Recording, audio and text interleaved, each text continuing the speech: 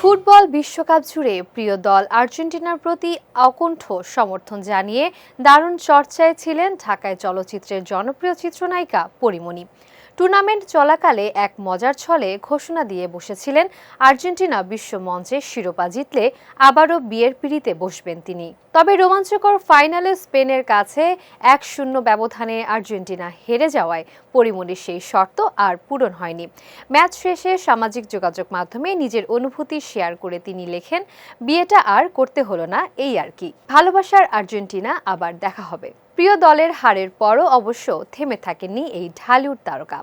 22 জুলাই নিজের ব্যক্তিগত ফেসবুক অ্যাকাউন্টে একটি হাস্যরসাত্মক পোস্ট শেয়ার করে নতুন করে ভক্তদের নজর কাড়েন তিনি। সেখানে একটি ছবির সঙ্গে ক্যাপশনে পরীমণি লেখেন, ফাইনালটাও বাতিল কইরা দে ভাই।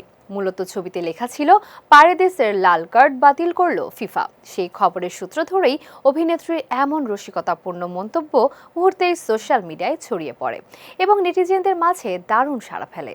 পুরো বিশ্বকাপ জুড়েই পরীমণির আর্জেন্টিনা প্রীতি ছিল চোখে পড়ার মতো।